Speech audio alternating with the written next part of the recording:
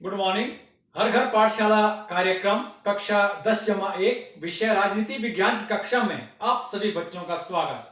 मैं सुरेश कुमार, प्रवक्ता राजनीति विज्ञान, राजकीय वरिष्ठ माध्यमिक पाठशाला कथोक, जिला मंडी, हिमाचल प्रदेश। आज का हमारा विषय है अधिकारों के रूप। आज हम पढ़ेंगे कि अधिकारों के कौन कौन से रूप है, काइंड्स ऑफ राइट्स। सबसे पहले अधिकारों के रूप जानने से पहले पढ़ते हैं अधिकार क्या है। अधिकार व्यक्ति की वह मांग है जिसे राज्य द्वारा प्रदान किया जाता है और समाज द्वारा स्वीकार किया जाता है। अधिकार व्यक्तियों के सर्वांगीण विकास के लिए अति आवश्यक है। अधिकारों के बिना व्यक्ति अपना सर्वांगीण विकास नहीं कर सकता है। इसलिए लोकतंत्रीय शासन प्रणाली में, लोकतंत्रीय देशों में अधिकारों का होना अति आवश्यक है। तो आज हम पढ़ेंगे कि अधिकारों के कौन कौन से रूप है। तो अधिकारों के रूप में सबसे पहले पढ़ते हैं हम प्राकृतिक अधिकार, नेचुरल राइट्स, कि प्राकृतिक अधिकार क्या है। प्राकृतिक अधिकारों का सिद्धांत इंग्लैंड के प्रसिद्ध राजनीतिक वैज्ञानिक मिस्टर लॉक ने दिया है। लॉक के विचारानुसार राज्य का अस्तित्व से पूर्व लोग प्राकृतिक अवस्था में रहते हैं।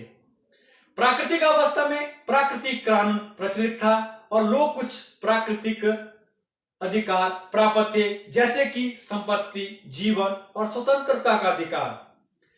प्राकृतिक अधिकारों को देने वाला राज्य नहीं था, अपितु यह अधिकार मनुष्य को प्रकृति ने दिए थे। ऐसा जॉन लॉक ने अपना विचार दिए हुए है। लेकिन जो आधुनिक विचारक है वो जॉन लॉक के विचारों से सहमत नहीं है। जो आधुनिक विचारकों का मानना है, आधुनिक विचारकों का मत है कि अधिकार व्यक्ति को राज्य की ओर से मिलते हैं और राज्य के अस्तित्व से पहले अधिकारों की कल्पना भी नहीं की जा सकती। इसलिए जो है आधुनिक विचारक और जॉन लॉक के विचारों में असमानता है और जो आधुनिक विचारक है ये लॉक के विचारों को नहीं मानते हैं। अगला हमारा अधिकारों के रूप में मुख्य है नैतिक अधिकार, मॉरल राइट्स। क्या है हमारे मॉरल राइट्स? जो मॉरल राइट्स है, जो हमारे नैतिक अधिकार है, इन नैतिक अधिकारों के पीछे जो है कोई कानूनी शक्ति नहीं है। इसका तात्पर्य क्या है कि नैतिक अधिकारों को लागू करवाने के लिए कानून की शर्त नहीं ली जा सकती। उदाहरण के लिए प्रत्येक माँ बाप का यह नैतिक अधिकार है कि वो बुढ़ापे के समय अपने बच्चों से सेवा ले। और नैतिक अधिकारों को, ये जो नैतिक अधिकार है हमारे, इनको राज्य का संरक्षण भी प्रदान नहीं किया गया है। लेकिन जो नैतिक अधिकार है, इन नैतिक अधिकारों को लोकमत, सामाजिक रीति रिवाज और नैतिक परंपराओं का बहुत ज्यादा समर्थन प्राप्त है। इसीलिए जो है नैतिक अधिकार है, लोग जो है अपने लोकलाज, समाज के लोकलाज की वजह से जो है नैतिक अधिकारों का पालन करते हैं। अगला है हमारा धार्मिक अधिकार। क्या हमारा धार्मिक अधिकार क्या है? अधिकारों के रूप में जो है धार्मिक अधिकार भी बहुत महत्वपूर्ण है।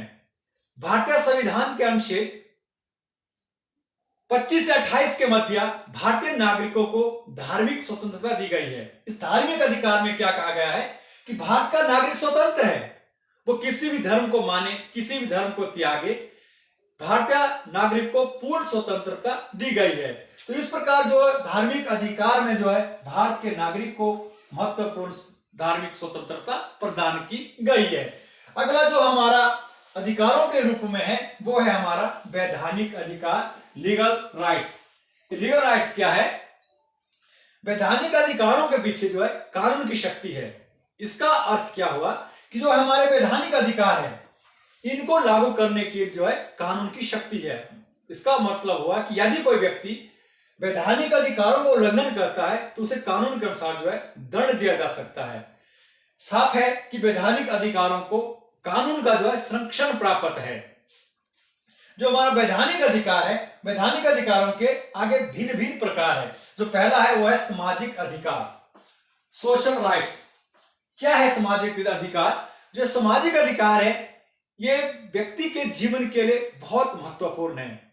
सामाजिक अधिकार के बिना जो है मनुष्य अपना विकास नहीं कर सकता है। ये सामाजिक अधिकार में जो जो बातें कही गई है, क्या क्या बातें कही गई है सामाजिक अधिकार में? सामाजिक अधिकार में सबसे पहले हमें जीवन का अधिकार दिया गया है। जीवन का अधिकार जो व्यक्ति के लिए सबसे महत्वपूर्ण है। चाहे लोकतंत्र शासन प्रणाली हो, चाहे राजतंत्र हो, चाहे तानाशाह शासन प्रणाली हो, हर व्यक्ति को जीवन का अधिकार दिया गया है। किसी भी व्यक्ति के साथ जो है किसी प्रकार का कोई भेदभाव नहीं किया जा सकता है। यदि कोई व्यक्ति किसी दूसरे व्यक्ति के साथ जो है भेदभाव करता है तो उसे कानून के अनुसार जो है दंड दिया जाता है। तो सामाजिक अधिकार में आगे हमें कुछ स्वतंत्रता प्रदान की गई है। हमें भारत का नागरिक होने के साथ साथ जो है कुछ प्रकार की स्वतंत्रता हमें सामाजिक अधिकार में प्रदान की गई है। जैसे कि हमें भाषण देने की अभिव्यक्ति, हमें जो है भारत किसी भाग में घूमने की स्वतंत्रता, अपने विचार व्यक्त करने की स्वतंत्रता, अपना व्यवसाय व्यापार चलाने की स्वतंत्रता, भारत के किसी भाग में निवास करने की स्वतंत्रता, इस प्रकार की जो सामाजिक अधिकार में हमें स्वतंत्रता प्रदान की गई है। सामाजिक अधिकार में हमें समानता का अधिकार दिया गया है।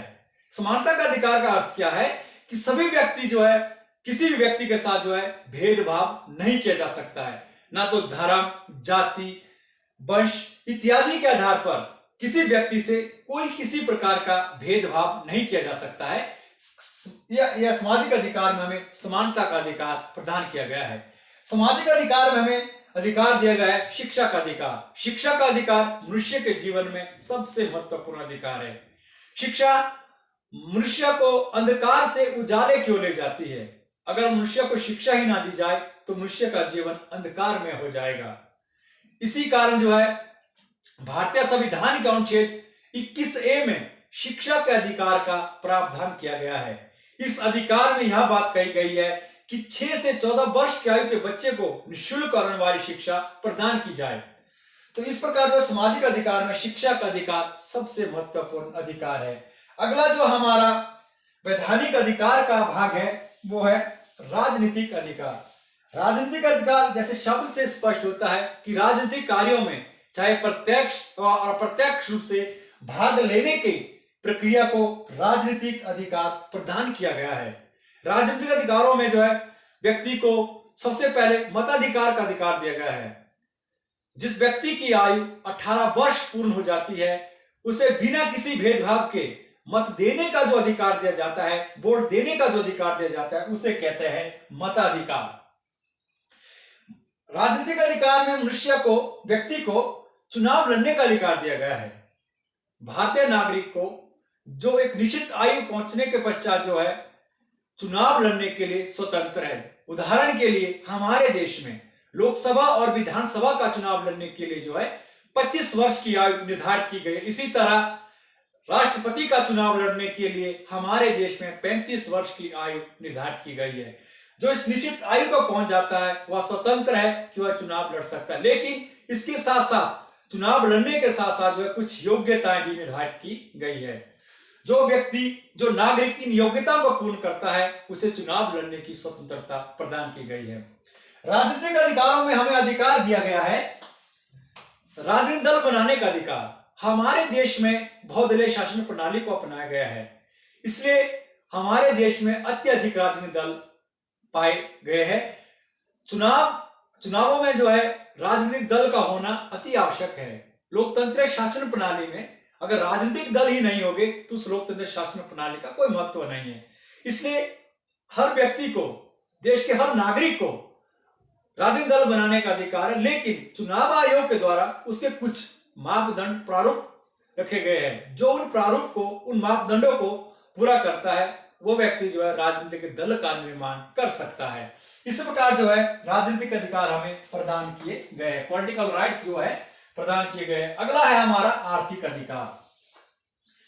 जो आर्थिक अधिकार है वो सबसे महत्वपूर्ण अधिकार है। आर्थिक अधिकार का अभिप्राय है कि व्यक्ति को अपने जीवन जीने के लिए जो है आर्थिक रूप से मजबूत करना। आर्थिक अधिकार में सबसे पहले आता हमें काम का अधिकार। हर व्यक्ति को काम का अधिकार होना चाहिए। व्यक्ति अपने जीवन जीने के लिए, अपने परिवार को चलाने के लिए देश के हर नागरिक के पास जो है काम का अधिकार होना चाहिए। इसके लिए जो है हर नागरिक का यह अधिकार बनता है। सरकार को चाहिए कि हर व्यक्ति को अपने, उसके जीवन जीने के लिए हर व्यक्ति को जो है काम का अधिकार प्रदान किया जाए। व्यक्ति को काम के अधिकार के साथ साथ जो है उचित वेतन दिया जाए। जो व्यक्ति काम करता है उस व्यक्ति को काम के बदले जो उचित वेतन दिया जाए, ताकि वह व्यक्ति अपने जीवन का, अपने परिवार का, अपने जीवन का निर्वाह अच्छे से कर सके। व्यक्ति को वेतन के साथ साथ जो है विश्राम और काम करने के निश्चित घंटे निश्चित होने चाहिए, क्योंकि जो मनुष्य का शरीर, मानव का जो शरीर कोई मशीन नहीं है। कुछ काम करने के पश्चात जो है मनुष्य का शरीर जो है विश्राम की आवश्यकता होती है, इसलिए जो है काम करने के कुछ घंटे निश्चित होने चाहिए। जो इसीलिए हमारे देश में जितनी भी जो फैक्ट्रियां हैं उनके लिए जो है श्रमिकों के लिए जो है काम करने के घंटे निश्चित किए गए हैं।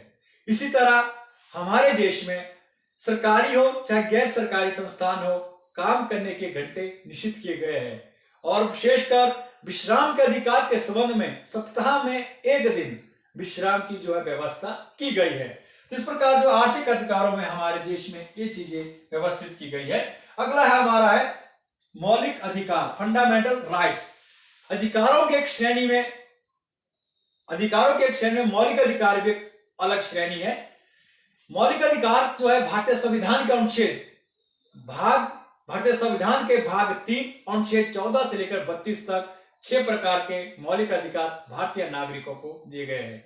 अनुच्छेद 14 में जहां भारतीय नागरिकों को अनुच्छेद 14 से लेकर 18 तक समानता का अधिकार दिया गया है, वही अनुच्छेद 19 से लेकर 22 तक स्वतंत्रता का अधिकार दिया गया है। अनुच्छेद 23 और 24 में जहां शोषण के विरुद्ध अधिकार दिया गया है, वहीं 25 से 28 तक भारतीय नागरिकों को धार्मिक स्वतंत्रता का अधिकार दिया गया है। अनुच्छेद 29 और 30 में सांस्कृतिक शैक्षणिक अधिकार भारतीय नागरिकों को प्रदान किए गए हैं और अनुच्छेद 32 में संवैधानिक उपचारों का अधिकार प्रदान किया गया है।